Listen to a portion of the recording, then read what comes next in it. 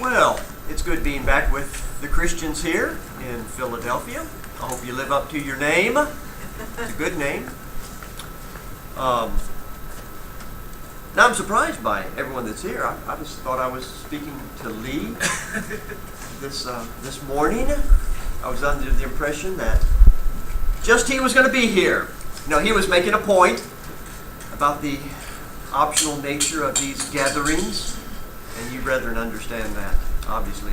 So good to see this number of you able to be free on a Saturday morning and interested in spiritual things. Jesus said, "Man shall not live by bread alone, but by every word that proceeds out of the mouth of God." And just like food feeds our body, the Word of God feeds our spirit, our soul. And I understand I'm speaking to those who have been Christians for several years, and at varying degrees, but you're not just new converts.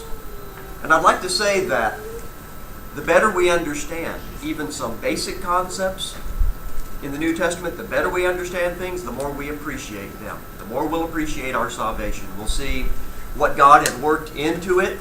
We'll see how deep spiritual things are.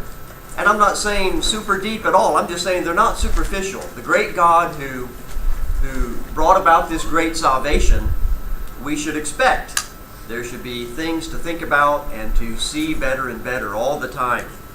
And so, even in this lesson this morning, actually a couple of lessons, be turning to Luke chapter 9 as the basis of this study. Luke 9.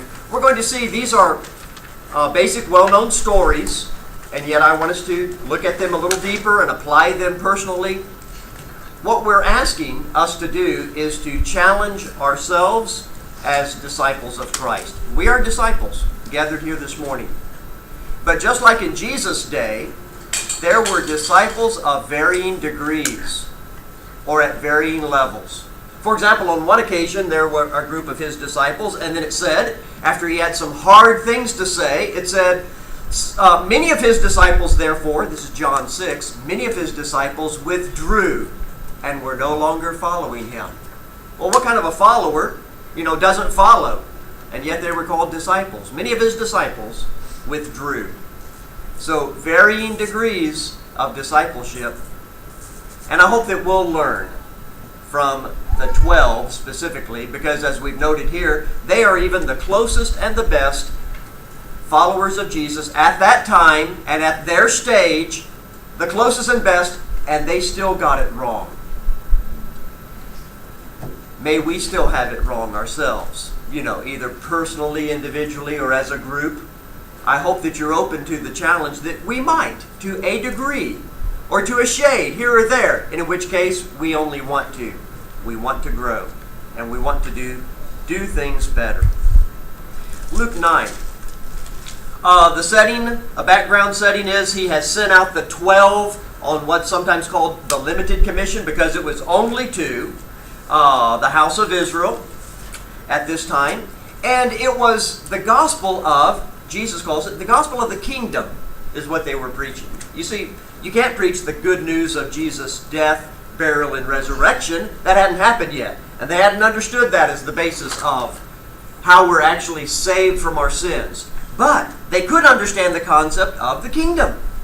That's been that Old Testament concept. They enjoyed it in a physical kingdom, and then it was always prophesied, God is going to set up an eternal kingdom.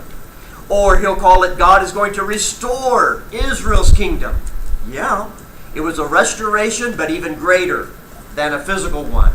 It was a spiritual kingdom. So they understood the idea of a coming kingdom, and the Messiah would be their king, and he would set up this kingdom. So they've got that much about this message. Well, go proclaim it. Go proclaim that it's at hand, that God is about to set it up, and you need to be people that are prepared to enter it. So they're preaching the kingdom of God, verse 2. And they're working these miracles of healing in order to, you might say, give the evidence that the kingdom's near. Look, with this kind of activity happening, and it hasn't been going on in the intertestamental period, these kinds of miracles and healings, with this now happening, it is a signal. Yeah, we can see God's kingdom is about to come, and it's about to be set up. They're doing that, and they've returned from it now. And Jesus is wanting to kind of withdraw, maybe to reflect on the results of that effort and to talk about what took place during their preaching.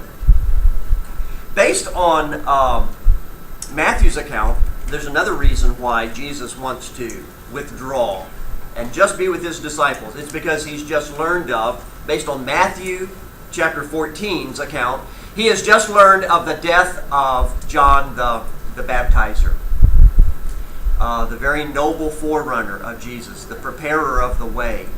And he's just been killed by Herod, and Jesus wants to reflect and pray about that life and death of that good man who, again, set forth the kingdom first, proclaimed it was at hand also, and then ends up giving his life for the kingdom.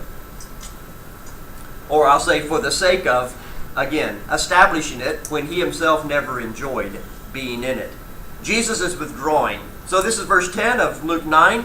And when the disciples returned, they gave an account to him of all they had done, and taking them with him, he withdrew by himself to a city called Bethsaida. Jesus withdrew. We read of that on a few occasions. He'll be with the multitude, and then he knows the need to get apart and to reflect himself. Hebrews 5 says, in the days of his flesh, he offered up prayer. Note that with me. Turn to Hebrews 5. Jesus, when he became a man, truly became a man. And he had to rely and trust his Father, and he had to rely on prayer. And that's why the Hebrew writer, again, prefaces it, Hebrews 5, verse 7. It was in the days of his flesh. He offered up both prayers and supplications with loud crying and tears to the one who was able to save him from death, and he was heard because of his piety, because of his faith in action. But it was in the days of his flesh. He had to rely on prayer just like any man has to. He didn't just draw on his godness, that he has been God before and he still has a God nature, but that's not what he drew on in order to do the work he had to do. He relied on prayer. And so, like on this occasion, he's withdrawing from the multitude, and often it was for the purpose to pray. He himself needed to focus and refocus. And so he's doing that. And yet, the multitudes find out where he is, and they gather. And Jesus doesn't shoo them away and say, people, I need my time and space. I need my quiet time. As we are sometimes tempted to do. Truly, as humans. And we can understand the need. We can identify with that. I just need time away. And Jesus, because of his true love for the multitude, remember how he pictured them at the end of Matthew chapter 9? How did he picture the multitude? As sheep without a shepherd, it says. He felt compassion on them when he saw them. He didn't say, oh, the bother that they are. Oh, the burden. These people that just don't get it. He felt compassion. They need shepherding. And so Jesus is willing to attend to them, and he does. He teaches them. And now it's nearly the end of day, and of course they need to eat supper. You know, the disciples, verse 12, they actually think they're being accommodative or being maybe understanding. It says in verse 12, and the day began to decline, and the 12 came and said to him, send the multitude away, that they may go into the surrounding villages and countryside and find lodging and get something to eat, for we are in a desolate place. You know, they thought they were being considerate. Hey, Jesus, it's time we, call off, or this has been enough teaching so far. Let's think of their needs before it's completely dark and everything's shut down. Let them go so they can be able to eat. They think they're being considerate. And Jesus has an even better, a better solution to their need. And he will say in verse 13, you give them something to eat. Now, we all know this story of feeding the 5,000. In fact, we know how it turns out. So what do you do with these words of Jesus? To begin with, you give them something to eat. How have you thought of that? Have you thought, I guess he really didn't mean it? You have to think about that. Was Jesus in the habit of saying things he didn't intend or didn't mean? You give them something to eat. And even we start thinking, oh, but they can't. And just that simple. They can't. So we're going to wait around and see what happens. So to begin with, when Jesus said, you give them something to eat, he meant it. And by the way, who ends up giving them something to eat? They do. Yeah, he'll take those loaves and fish. He'll multiply that miraculously by God's power. But it says he gives them to the disciples, and the disciple gives to the multitude. They end up doing what he told them to do. And there's a key to what's taking place here. So the way we need to think of it is, when Jesus tells us to do something, he never intends for us to do it by ourselves or by our own strength. That's never the intent. But we read that into it. You give them something to eat all of your own, or out of your own pocket right now, instantly, or in your hand. Give them what's in your hand. And you say, well, there's nothing. I have nothing like that. That's not what he said, nor what he intends. You all by yourself and by human strength and just by human effort alone. And so, we want to look at this first failure in this instance of the feeding of the 5,000. It's a failure to respond to a responsibility he gave them. You give them something to eat. That's now their responsibility. And they ought to start thinking, if Jesus tells me to do it, then I must be able to somehow. I don't see it right now, right before my eyes, but I must be able to do this thing. Now, how? And it shouldn't be too hard before we think, well, only with God's help. Only with God's help could I be able to do this. Now let me start thinking down that path. But the disciples in their weakness did not even start down that path. Their first initial thought was, there's no way. Where are we going to buy bread? They'll say, like here. Where are we going to buy bread for all these to eat? Excuse me. That's from John's account of this. Verse 13. They said, we have no more than 5 loaves and 2 fish, unless perhaps we go and buy food for all these people. Well, by the way, there's an option. Why don't you follow that out some more? Okay, so you need to go buy some more. Again, one of the other accounts has them state, but where are we going to find bread for this many? Well, at least the same place you were going to send them all to. Okay, so not right here immediately. Maybe you might have to put some effort and travel also. But Jesus intended for them to at least think about how they would fulfill his demand, or his instruction given to them. You give them something to eat. Turn to John 6. By the way, this is one of only a few. I'm almost tempted to say the only miracle of Jesus, but I can't say that for sure. But one of only a few that all 4 gospel accounts contain. 3 of the gospels, Matthew, Mark, and Luke, are called the synoptics, so you expect a lot of, overlap and duplication in their accounts, but John has a totally different approach, so you don't often find the parallels. But here is one of the parallels in John 6, and this is an interesting comment at the beginning. John 6 and verse 5. Jesus says to Philip, where are we to buy bread that these may eat? And it's the same account of 5,000 people eating later there in verse 13, 14, and 15.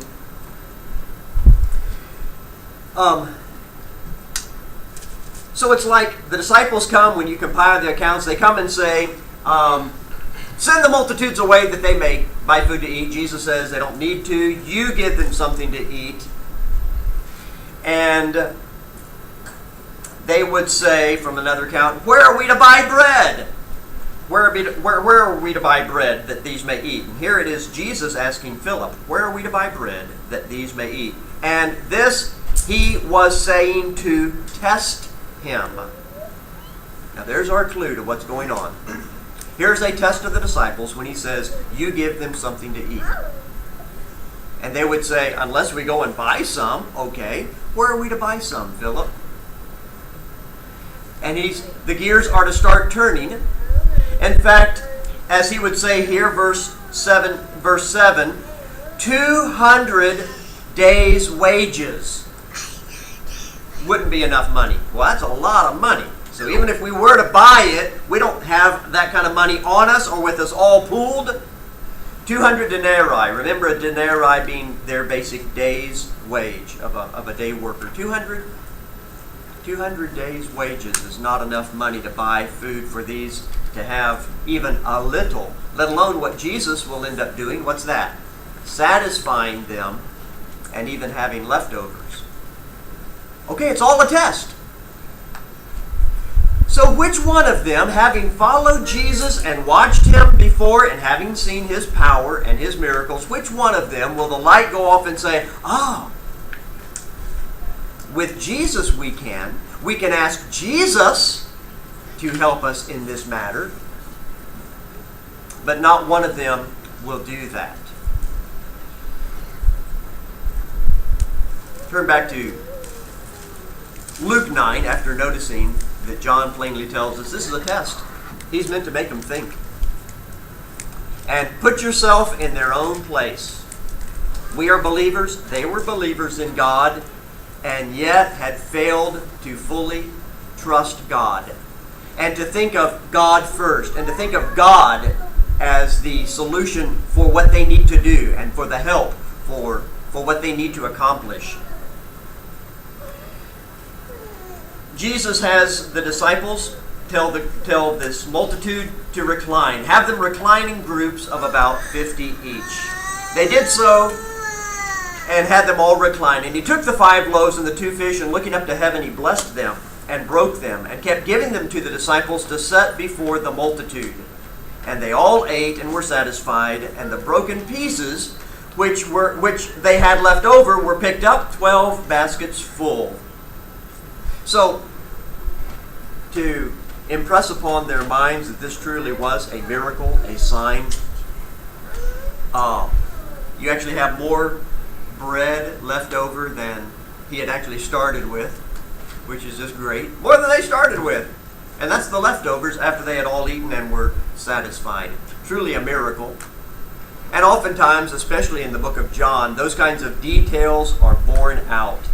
Because John's wanting to emphasize, these signs have been written that you may believe that Jesus is the Christ, and that by believing you might have life in his name. He's writing those signs on purpose. He's the one that includes turning water to wine, and the note that they filled those water pots to the brim. So there's no room for adding a little wine. When no one's looking, add a little wine into that big vessel, you see, to make it kind of taste like wine.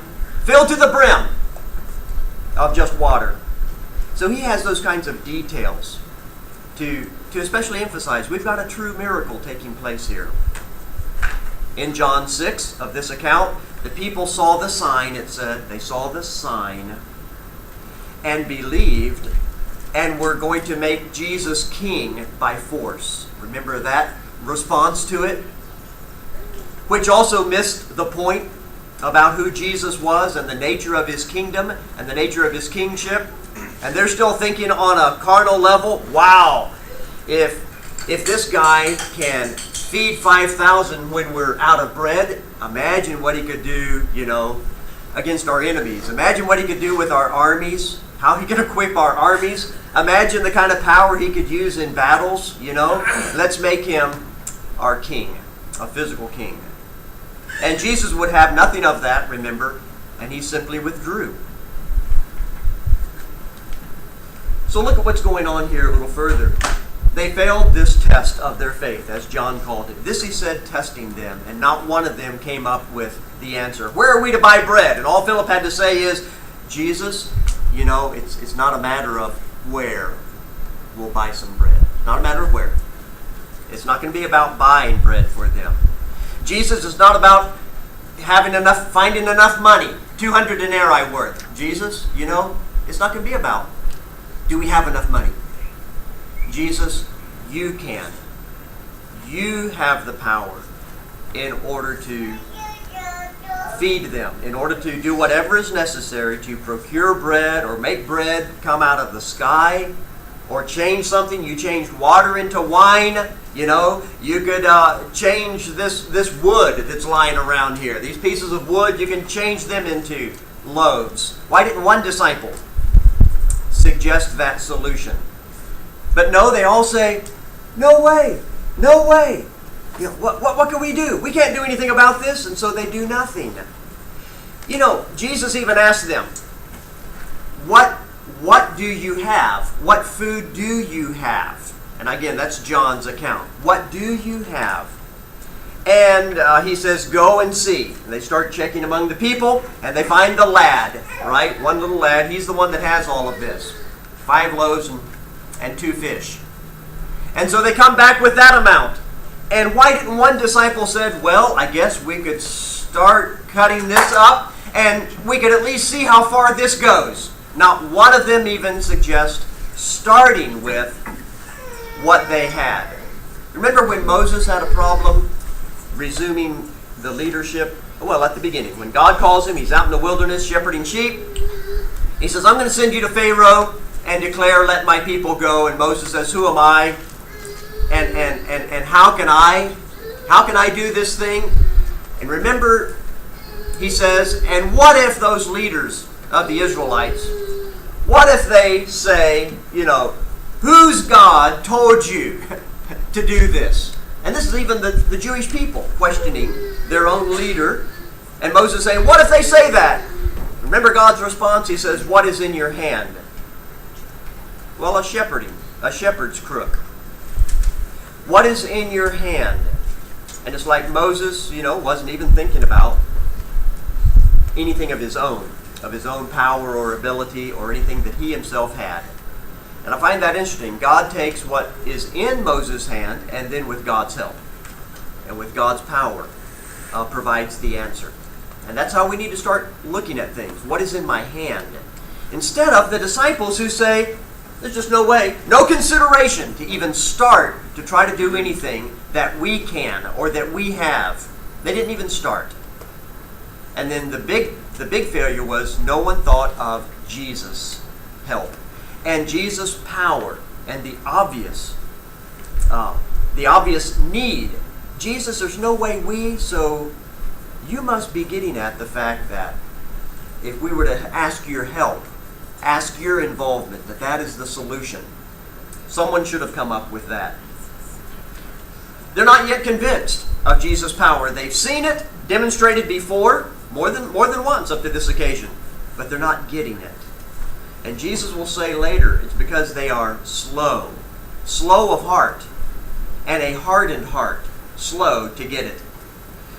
As we noted, they end up, for example, even Luke's account has this. I have Matthew's parallel there, Matthew 14.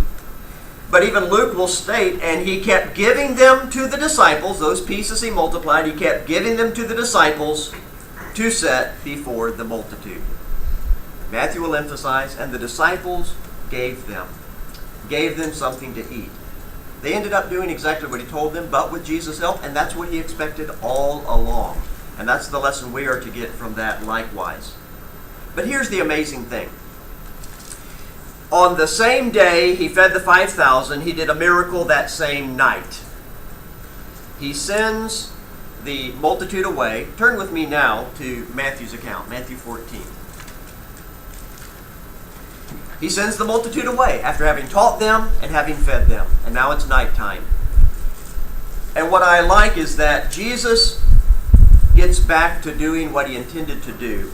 Matthew 14 and 22 now. And immediately he made the disciples get into the boat and go ahead of him to the other side of the Sea of Galilee from Bethsaida. While he sent the multitudes away, verse 23, and after he sent the multitudes away, he went up to the mountain by himself to pray. And when it was evening, he was there alone. What he had intended to do before the multitude showed up. Again, talking about the death of John the Baptizer, verse 12. Disciples took away the body and buried it, went and reported to Jesus. When Jesus heard it, he withdrew from there in a boat to a lonely place by himself. He meant to get alone. And by the way, he didn't allow life that happens, he didn't allow life to distract him from that purpose. He meant to get alone. He knew the need to withdraw, to be alone, and to pray. He is being distracted momentarily by, I called it life. Here the multitudes find him. They come. He doesn't shoo them away. He gives what they need. And then he gets back to what he intended. How many of our good intentions, you see, do we get distracted from? We start. We have this good plan. I need to do this. We start to do it. And then life interrupts it. Something calls. Something, knocks and demands. We have to give attention to it, and sometimes that completely throws us off. We never get back to that good thing that we needed to do. And Jesus stayed focused on that. He sends the multitudes away, goes up to that mountain by himself to pray. When it was evening, he was there alone. He did it. He fulfilled that need. Now he has sent the disciples in this boat by night to the other side. And what miracle does he work now? He's going to catch up with them walking on water. And when they see him, they are imagining they're seeing a ghost, verse 26. And just exactly what is that, by the way? What did they think they were seeing? I take it that's another term for spirit. I take it they had never seen a ghost or spirit, but maybe they imagined in their mind, if I were to see spirit, maybe it would look like what Jesus is looking like. I don't know. When the disciples saw him walking on the sea, verse 26, they were frightened, saying, "It is a ghost," and they cried out for fear. And immediately Jesus spoke to them, saying, "Take courage, it is I. Do not be afraid."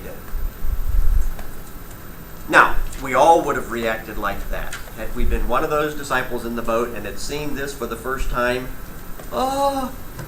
and walking on water, a human can't do that. No one naturally can. That's why they're thinking also spirit or ghost. Turn to Mark chapter 6. Just like John had a great detail about this, that it was a test, the feeding the 5,000. Mark is the only account with this little note about them being so frightened by seeing Jesus walking on water. Mark 6 in verse 50. Verse 49, when they saw him walking on the sea, they supposed that it was a ghost and cried out, for they all saw him and were frightened. But immediately he spoke with them and said to them, "Take courage, it is I, do not be afraid." And he got into the boat with them, and the wind stopped, and they were greatly astonished. I like the old King James expression. They were sore amazed. Have you ever been amazed so strongly that it made you sore? No. It's just their expression. I like it. They were sore amazed. But you know what? All of us would have been sore amazed, but shouldn't have been, is the point. And Mark makes this point now in verse 52. Why were they greatly astonished? For they had not gained any insight from the incident of the loaves, but their heart was hardened. And now we're saying, ooh, Mark, you've just rebuked them. We all would have been sore amazed. Mark's saying, yeah, but you shouldn't have been. They shouldn't have been. They should have been. It's one thing to say, wow, how can someone do that? And immediately say, well, Jesus can. Sure, Jesus can. Jesus can. Exactly. But none of them did that. It's like, wow, and he gets in the boat. How did you do that, Jesus? How did you do that? Just, how did you do that? And he's saying, haven't I been demonstrating? Haven't I been showing how I can do this? Don't you get it? So that really is, Mark's note really is demanding a lot of the disciples and of us as we try to make application in our life, yeah, we should have gotten it too. There should have been one disciple in the boat that should have said, settle down, people. What do you mean ghost? That can't be a ghost. That must be Jesus. That must be Jesus. At least one disciple should have said, that must be he. Later in their life with Jesus, remember this account? They'll be fishing, remember, and catch nothing. They're fishing all night and catch nothing. And in the morning, Jesus is on the shore, and he calls out to them, cast your net on the other side of the boat. And of course, they're thinking, yeah, right, like that'll make the difference. We fished all night, all over this water. But yeah, the other side of the boat's going to make the difference. They do it and pull up so much they can't. They call for assistance, begins to break the net. They call for assistance in the other boat. And it was Peter on that occasion who got it. That's later. And Peter will say, it is the Lord who's there on the shore with that instruction. He got it then, but not here. The Greek says very plainly, they did not understand upon the loaves. They didn't understand upon the loaves. They didn't learn from the loaves. Can you learn from a loaf? We have an expression calling someone a loaf. You guys learn from a loaf all the time around here. A loaf. They did not learn from the loaves.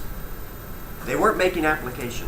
They're impressed momentarily when it's right before their eyes. Oh, wow, did you see what he did? That's crazy. And yet not thinking about, well, what does this say about the person Jesus really? What does this really tell us about him? And how does this fit everything he is explaining about himself? He'll say things like, I am from above. You are from below. You are from this world. I am not of this world. And it's like they're saying, what's he mean? What's he talking about? And he means for them to start making the connection by the signs he's working and to really grasp what he is then saying in his words. So, here's the first time they've missed the lesson about the loaves. There's a couple of lessons. The first one we're looking here, respond to your responsibility. Do it with God's help. The second lesson is to learn about the nature of Jesus and to really believe him and trust him. And so here, the very same night, he's working another miracle, and they did not understand based on the loaves. And they're sore amazed. How can he do that? And Mark rebukes them that way. But what's interesting is, that's not the only time they are going to fail that test. Turn to Mark's account. Matthew's account now. In Matthew 14, Jesus feeds the 5,000. In the next chapter, 15, he feeds 4,000. So remember that? Matthew's account has two feedings, just, quote, a chapter apart. And these must be two separate occasions, even though they sound parallel. And if you had read them in separate accounts, like Matthew and then Mark, you would have thought it's talking about the same event. But in one gospel, in the same gospel, you have two accounts of miraculously feeding a multitude. 5,000 in chapter 14, and chapter 15 in verse 32. In verse 32, calls the disciples, I feel compassion on the multitude, for they have remained with me now for 3 days. See, this is a different occasion than that first event. They've been with me now 3 days and have nothing to eat. I do not wish to send them away hungry, lest they faint on the way. And the disciples said to him, where would we get so many loaves in a desolate place to satisfy such a great multitude? And you want to say, yeah, where indeed? Duh. It's not a matter of where to go buy it. Who is right there among you? And what did he do just days, weeks, months earlier? I mean, you couldn't have forgot about it. It's so impressive. Just 5 loaves, 2 fish, feeds 5,000. And here is the same thing happening again. And again, you would look for at least one disciple to say, hey guys, remember what he did with the 5,000? No problem here. and yet none of them do. Jesus said to them, "How many loaves do you have?" They said, 7. See, it's a different account. Not the 5. 7 and a few small fish. And he directed the multitude to sit down on the ground. He, after giving thanks, he broke them and started giving them to the disciples, and the disciples in turn to the multitudes. And they ate and were satisfied, and they picked up what was left over of the broken pieces, 7 large baskets full. Those who ate, 4,000 men. Separate occasion. Same thing again, and the disciples didn't get it. And let's be charitable, and the point being we would have done the same thing. But would we have grown any in the process, especially after the second time? Would we have talked among ourselves and said, "Guys, how weak we've been, how blinded we have been"? Jesus works this same miracle now the second time, and none of us thought of that and thought of that solution. Matthew 16. In Matthew 16, Jesus is going to say, your problem now is because you didn't learn from the loaves. Just like Mark brought it up with walking on the water, Jesus is going to bring it up with another matter. Chapter 16. Verse 5. We might just allude to the first 4 verses. It talks about the Sadducees and the Pharisees and Jesus' rebuke of them, because he's going to refer to the leaven. He's going to refer to the leaven of the Pharisees and the Sadducees right after this. So here's the preface to it. Here's the nature of the Pharisees and Sadducees. They're not spiritually minded. And yet they are the religious leaders, and they love being in that position. They love teaching. They love telling people how it really is. But they themselves have missed it. They know how to interpret the physical signs of the weather, but they do not know how to discern the signs of the times, which would mean specifically knowing that their Messiah has come among them. This is the Messianic day. This is the fulfillment of Isaiah and Jeremiah, all the prophets. If they had understood the times, they would have understood that's who Jesus is among us. But instead, he calls them an evil and adulterous generation. He left them and went away. Verse 5 says, and the disciples came to the other side and had forgotten to take bread. Dummies! Forgotten to take bread. So that's setting the stage for what Jesus is about to say and what they're going to think. They had forgotten to take some extra bread. And Jesus says to them, watch out and beware of the leaven of the Pharisees and the Sadducees. We know what Jesus meant. We know it's kind of like a little parable. We know he's speaking figuratively. But they're not thinking that way yet. They're thinking physically. Leaven, what's leaven primarily used for? You put it in bread, so they're thinking of the bread. And one of them actually says, all of them, verse 7, and they began to discuss among themselves, saying, why do you say that? It is because we took no bread. Dummies. Thomas, I thought you had it. No, Andrew said he was going to. Come on, guys. And it's because we didn't bring any, and Jesus saying, we need to get some, but just be sure not to buy it from the Pharisees and the Sadducees, is what they're thinking. You know, we're sitting here this morning saying, how can they be thinking that? Easily. Number one, the stage they were in, that we've all been into in trying to learn, and that it does take faith. It takes putting faith into action when it's difficult. So they're saying, it's because we took no bread, and he's talking about we need to get some, but just be sure not to get it from them. Jesus, aware of this, said, you men of little faith, why do you discuss among yourselves that you have no bread? Do you not yet understand or remember the 5 loaves of the 5,000 and how many baskets you took up? Or, here, a separate account, or the 7 loaves of the 4,000 and how many large baskets did you took up? 12 for the first, 7 for that second account. How is it that you do not understand that I did not speak to you concerning bread? We'll stop just right there in his point. You should have gotten that I wasn't talking about physical bread. Why? Because had I been referring to bread, I would not have brought up some need that you have to go somewhere to get it. I could have produced it. If it were really a matter of physical bread that you were lacking, I would have simply been able to produce it. And I wouldn't have been talking about where to get it or not to get physical bread. And what does he plainly say? You men of little faith. Do you not yet understand? You know what that's implying? Do you still not get it? Because what? Because there's been 2 feedings, miraculous feedings. And in between that, a walking on water. That no man can do, but you realized it was I. And shouldn't have been sore amazed that I could do that.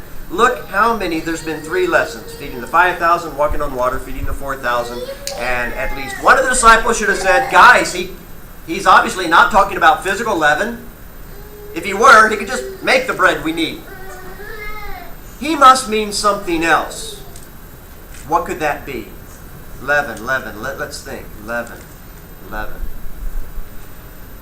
Based on just the chronology of chapters, back in chapter 13, that chapter full of parables, explaining the new nature of the kingdom of heaven versus physical kingdoms, he talked about the kingdom of heaven is like leaven that a woman hides in the dough, but she's just adding it to one place. But he says it spreads through and leavens the whole lump. The kingdom of heaven's like that.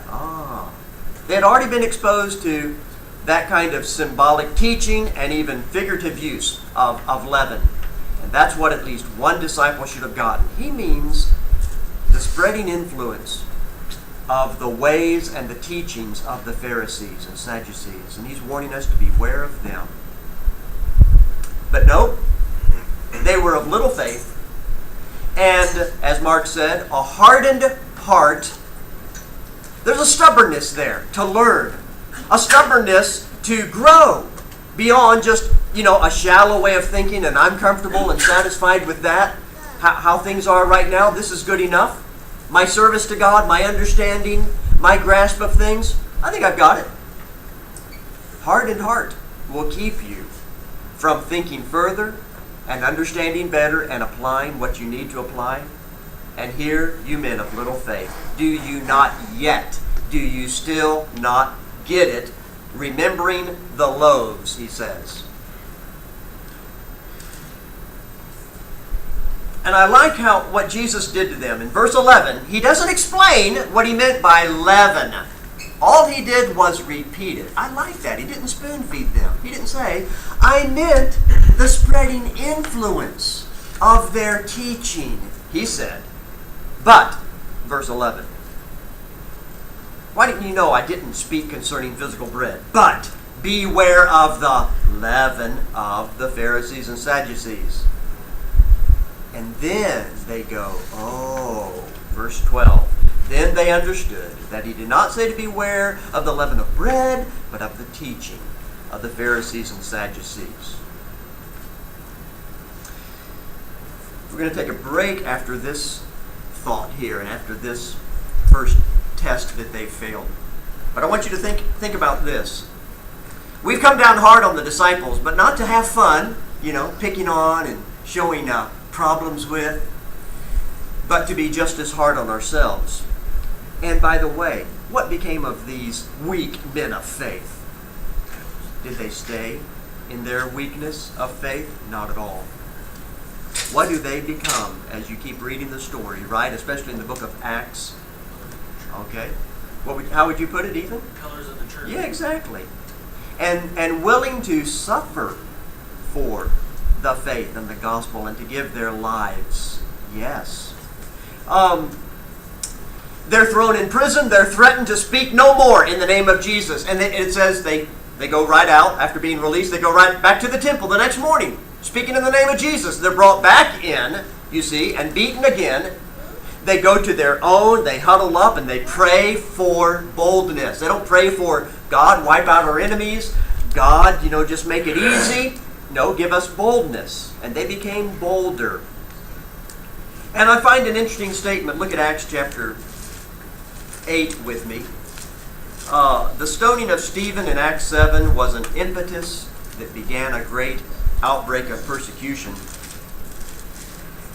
But I've always been impressed by this statement in Acts 8, verse 1. On that day, a great persecution arose against the church in Jerusalem, and they were all scattered throughout the regions of Judea and Samaria, except the apostles. Now, I'm not sure what I ought to make of that, but do you really think it's this just clear cut? That only the regular, ordinary Christians were being persecuted, but they left their hands off? You think they were just going to leave the apostles alone, who are the bold leaders and the outspoken ones? Oh, they're no interest in persecuting them?